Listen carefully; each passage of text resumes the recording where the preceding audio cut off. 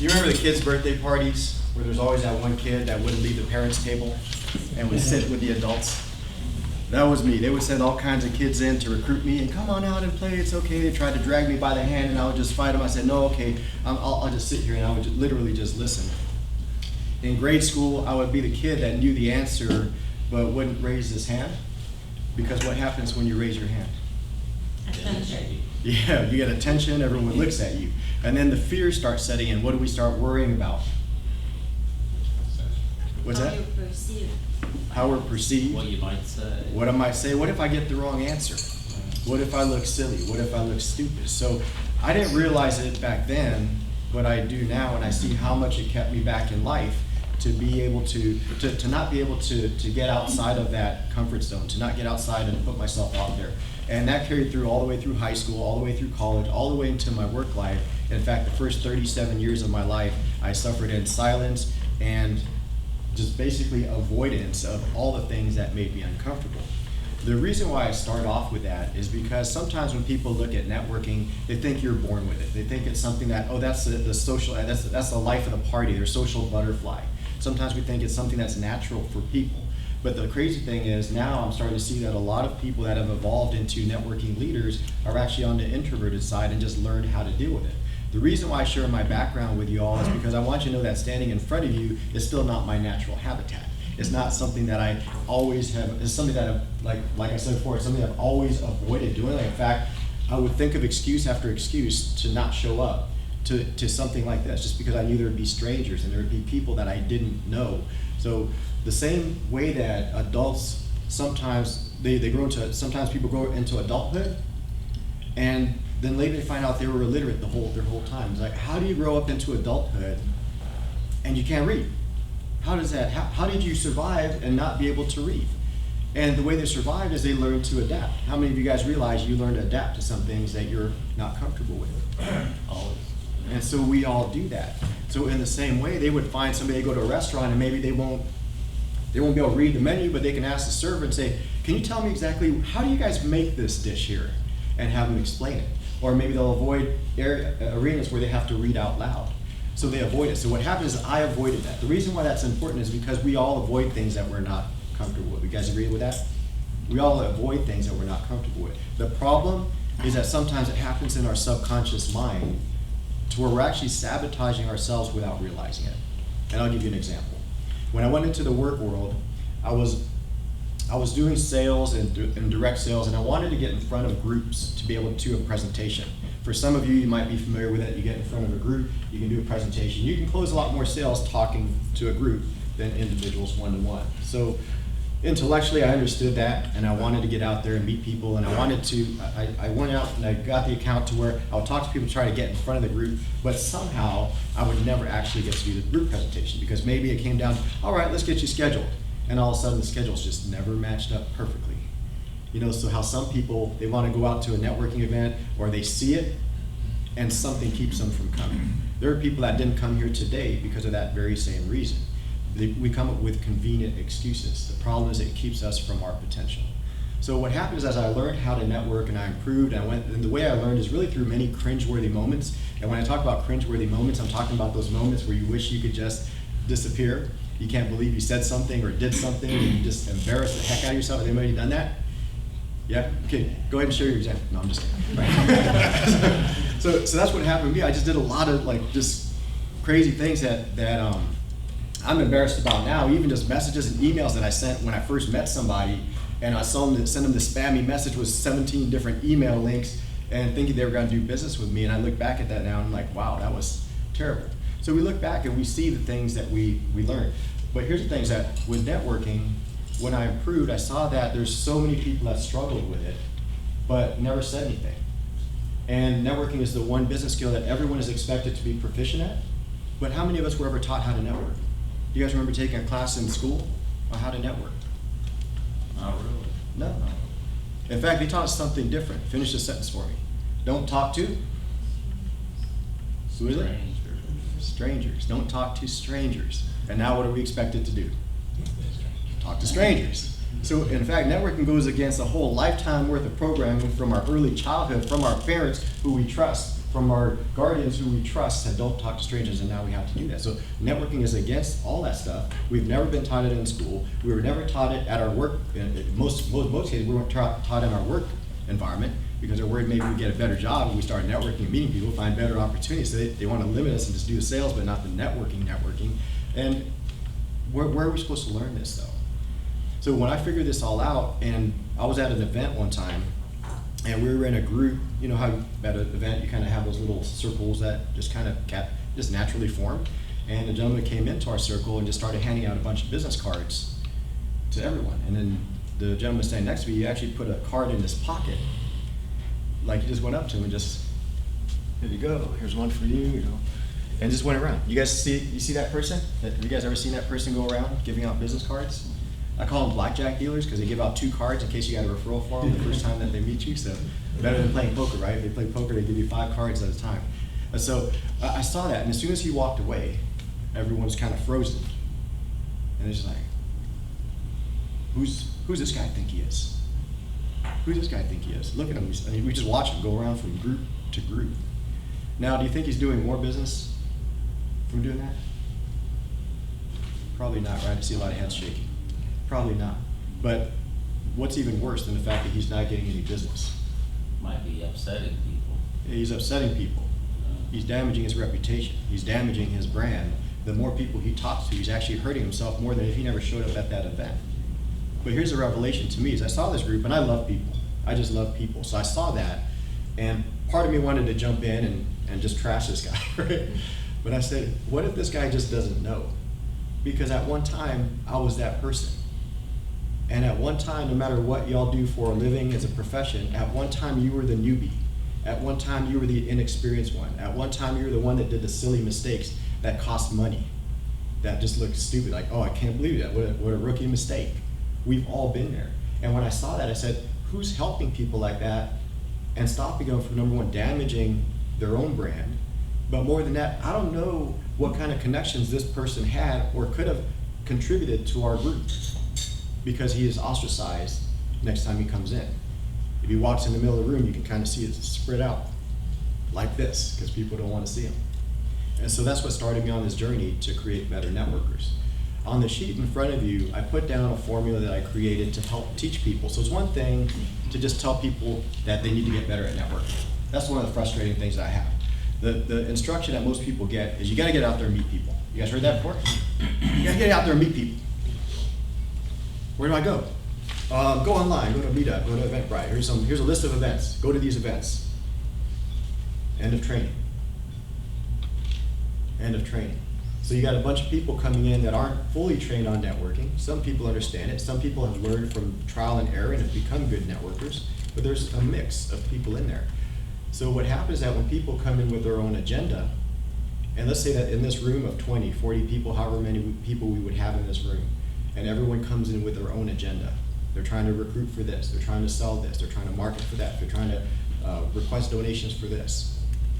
If everyone comes in with a need, who's serving the need when we all came in trying to get something from this group? And so when I first started, that was me. I was just trying to generate more leads. I was just trying to generate more prospects because I ran out. And I was like, there's a lot of people here and they're not customers, so maybe they could be customers. So I had the wrong mindset. I had the wrong outlook on what it really was, but I didn't understand it.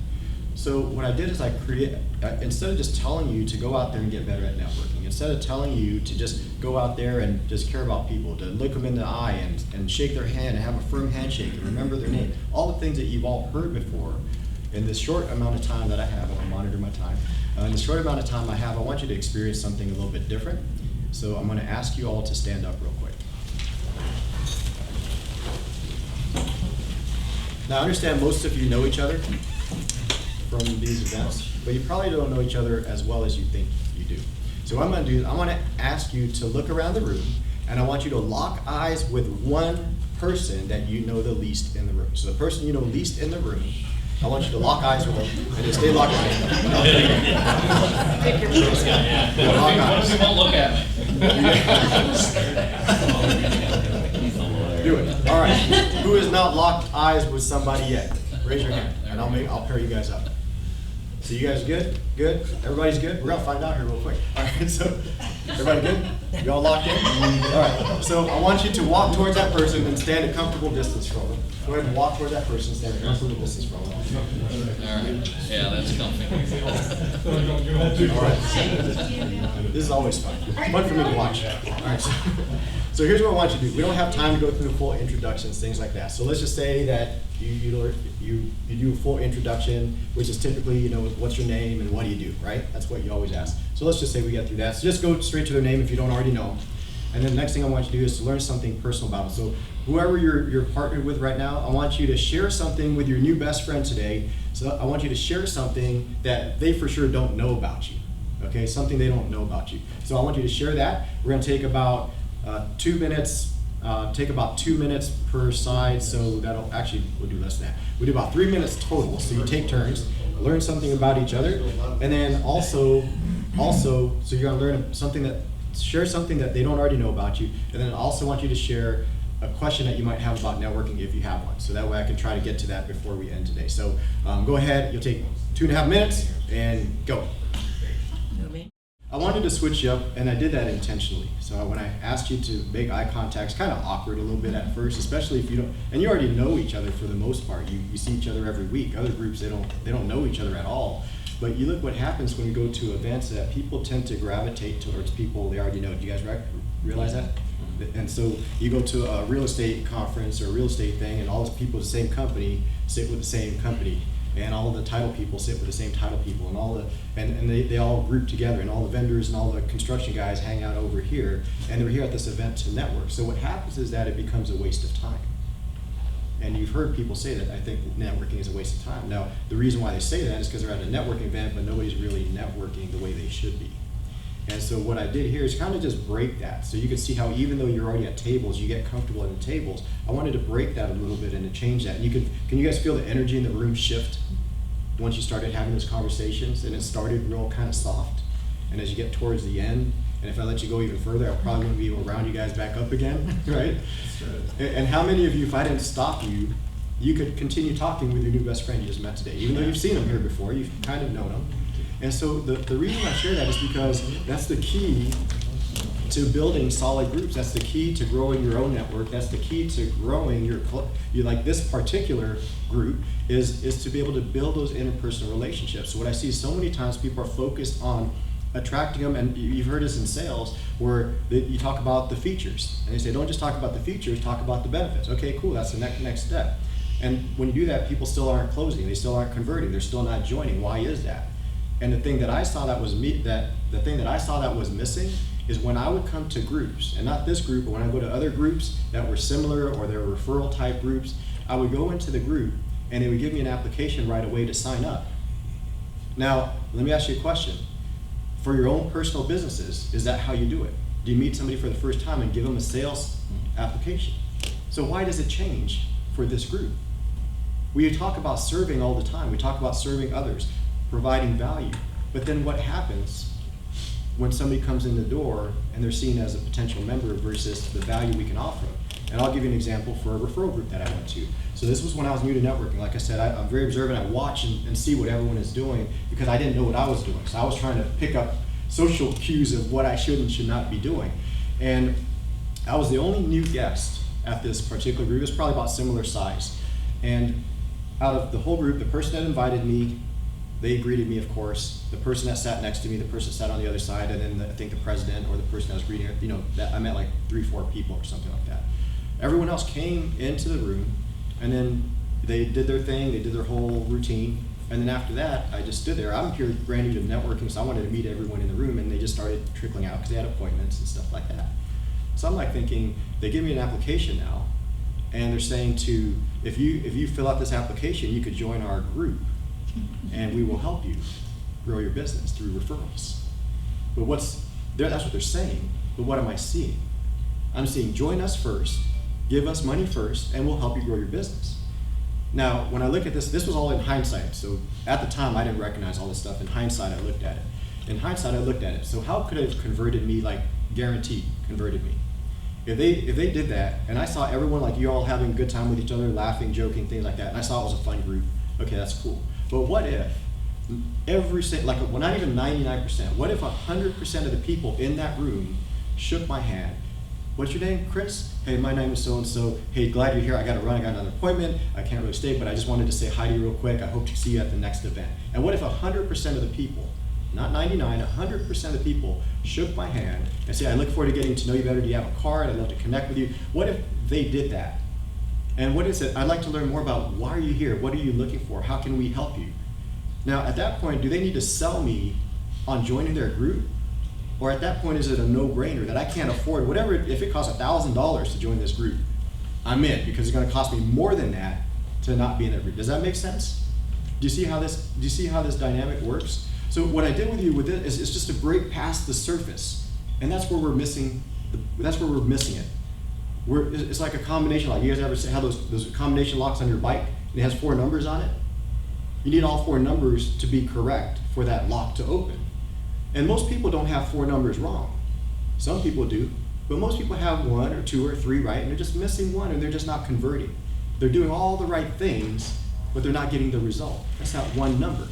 My goal is to help you with that 1 number so you can get the results because you're doing most of them right. So let me go to the sheet and show you the breakdown of how this works and how it can help you today, because I gotta wrap up in just a couple minutes. And then if you give me extra time, if you want, I'll answer your question, or I'll just hang around so you can go if you gotta go. But I'm gonna go over the framework for you. So M is mindset. So some things I'm sharing with you today, the mindset, like how you look at this event, how you look at networking itself, that's your mindset. The reason mindset is important is because your mindset will dictate your activity will dictate your results. You guys agree with that?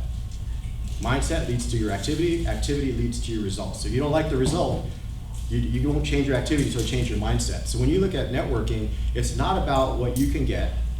And being with the Rotary, it's not like basically you just switch. That's your company now. That's what you're pushing out there. That's what you're representing. True?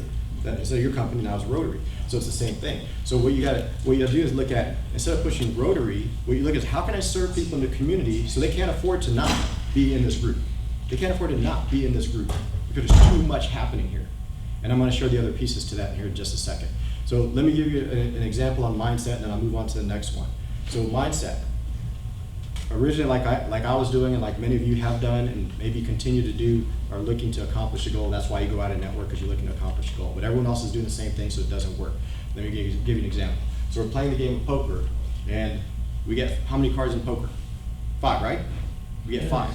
So let's say we're playing. We're playing 5 card studs. So we get 5 cards, right? And so we're all of you at your table. You're playing poker, and you get your 5 cards. And you typically hold your cards really close to you because you don't want anyone to see what you have because it'll put you at a disadvantage, correct? So you keep it really close. Now I look at my cards and all of you look at your cards. So go ahead and hold it up. Look at your cards, imaginary cards. All right. So hold up your imaginary cards and you look at it and you're like, dang, another sucky hand. I never get anything. These are terrible cards. Does that happen? Most of the time we're gonna get a bad hand when we get dealt. But what do we have to do? We have to pretend to everyone else at the table that we like it. We have to pretend that we got a better hand than we really have. And can you see the parallels between that and business and in life? Hey, how you doing? I'm doing great. And then you go home and cry, right? Because you know it's really not great. And so that's the thing, is that we hide it. And we live like that. We do business like that. We're holding it close. So like, I know I need some stuff here, but how am I gonna get it when everyone wants stuff themselves? So if I ask Lynn, and I say, hey Lynn, let me see your cards. He's gonna lean back and hide them even more, isn't he? You're gonna lean back, hide them even more. So that approach doesn't work. And we all know people that ask like that every single day. But instead, what if I do this? What if I turn my cards around and say, hey Lynn, these suck, man, they're terrible. Do you need any of these? And he starts looking at these, and then he is now not leaning back. In fact, he's probably relaxed his grip a little bit and is leaning forward. Can you guys see that? You're gonna be leaning forward a little bit. He didn't put his glasses on. So he put his glasses on. He's like, I gotta see this. Is that an ace or is that a 4, right? So, so he's leaning in. And he says, can I have the 2 and the 3? I'm like, yeah, that's like the 2 lowest cards in the deck. Of course you got 2 and 3. I don't realize he already has a 4, 5, and 6. What does he have now? Straight. See, the 2 and 3 was doing me no good, but in his hand, it's a straight. Now he has to get rid of 2 cards, he gets rid of 2 diamonds. He just gets rid of it because he doesn't need it. He can't have 7, so he's got to get rid of 2. He doesn't know I already have 3 diamonds. So what do I have now? have a flush. Is that better than I started with? Is Len better off than he started with? I gave first, but somehow I came out even better. I didn't even demand it. I didn't say, trade, let me see what you got. Nah, not good. No, just by trading, we exchange resources. So by exchanging those resources, we improved our hands. Now, what if we keep winning? Now everyone else wants a piece of it. What if all of us start exchanging cards? Can we not get a royal flush pretty much somewhere within our room? Because all of us are exchanging resources. And the things, we all have those resources. Talents, experiences, connections, finances. We have those resources. We all have different pieces, but we're not sharing it with one another. And when you do that, and we do that as a club, who can afford to not be in the club when that's what's already happening? Does that help? All right, the last two I'll cover real quick. So A is activity in person, so that's your live event. So it's MAAP. It's a formula. M plus A equals P. So A is activity in person. That's your chamber events that are these events. You go to Breakfast with Business First. You go to your local networking events. The reason why it's important is because you got to continue meeting new people. You have to continue meeting new people. And I remember I was at church and the pastor said, next week everyone bring a guest, bring your neighbor. Bring one person, we'll double the size of church by next week. How many people did that? No one? 12 people maybe? So what's the problem? You see that most people aren't expanding to where they even have anyone to invite. They've been around the same people the whole time. So that's another thing. So hopefully that might be one of the combination numbers you need. The second A is activity online. Activity online. So mindset plus the activity in person plus your activity online equals P, which is your positive outcome. Whether that's your membership growth, whether that's expanding to new chapters, whatever that happens to be, filling in all the roles and positions, that's your positive outcome. Being able to serve more in the community, be able to give more in the community. So activity online, that's another piece of it. And if you're missing that, that's another one of those combination numbers that you may be missing. Now, why is that important? Because the fact that we're here today, does anybody else know that we're here today besides the people here in this room and the people on the email list? Right? Who else knows that you're here today? Through social media, you have the ability to reach hundreds or thousands of people and put the image that you want out there, that you're a fun group, that you're an impactful group, that you're making a difference here in our local community, and attract people in that also vibe with that message. Do you believe there are many other people in Hilliard that want to grow a business in the right way and to make money and to be able to help serve the community and contribute back with their time and their finances, resources, and all that kind of stuff? Do you think there's other people in Hilliard that would like to do that? But do they know? Do they know this is available to them? Do they see it? And so what I've done with the Dublin Area Networking Group, I started that from scratch. So just right over next door in 2013, started it from scratch. No members, no experience, no knowledge whatsoever. We now have 3,700 members on our Facebook group, another 2,500 on our meetup group. We have thriving meetings. I've expanded to a new group that expands throughout Columbus called our Connected Community Networking Group. That one in the first 3.5 months, we have, I think, close to 700 members between our meetup and our Facebook group, and then we're growing at each of those chapters because I'm using these tools. And you're making an impact here, and I want to help you make a greater impact here. So I'm out of time, right? I can read body language. If he starts inching towards me like this, and I start scooting away like this, I can keep talking. So I wanted to give you that formula, so see how that might be able to help you. I'm here as a resource to you just because I'm here this one time. If you need me at any point in the future, you have my contact information here. What I encourage you to do is to connect with me on social media. Start using your social media to be able to share some of the events. Not just during the event, hey, we've got this event coming up, because people don't know and they're busy. So they don't know until you put the event. So if you want, I'll take a picture with you guys. If you want to do that, I'll post it on my wall, tell them about the Rotary group here in Hilliard, and then you could maybe start doing something like it. Have somebody designated to put out what you guys are doing. You guys do a service project, and you got an awesome group of people. Take a picture with your t-shirts or whatever you guys are doing out that day. Because how are people going to know? It's not bragging. It's not bragging. They just don't know. This is the exact opposite. You're almost like too humble to where you're not telling anybody what you're doing, and you're not making impact. Yeah, let's take a picture. Yeah, that is. All right, so let's all gather together. We'll take a selfie. And so here, I'll show you some of the stuff that I do so you get an example. Perfect. So here's my Facebook. And if you look at my Facebook group, right, on my Facebook page, so you look at the pictures that I put down. So social media, you use this to put out the image that you want to put out there. Sometimes people use it for a bad thing, like I got a Lamborghini, whatever, you know, that kind of stuff, and show off stuff. That's not what I'm talking about. I'm talking about making impact, showing people how they can also join your cause and make impact. So I take pictures of people all over the place. How else are they gonna know what I do? I'm gonna have to tell them. I can teach you how to network. I can tell them, you know, let me teach, or I could show them. You could tell people, hey, you can make an impact with your group, or you could show them. So we're gonna show people. So look at, like, here's this one event. I just put this collage together. And you can see that this is like a little training event I did, and you see all kinds of people there. You see how that, even if they don't read, because people don't always read stuff, but you can see how that just kind of creates an image in people's mind, like, hey, there's something happening here. There's something happening in Hilliard. We should check that out next time if we're around, or we rearrange our schedule to be able to get there. Does that make sense? Does it help you guys today? Yes. All right, so we'll take a picture. I'll hang around if you guys have any questions.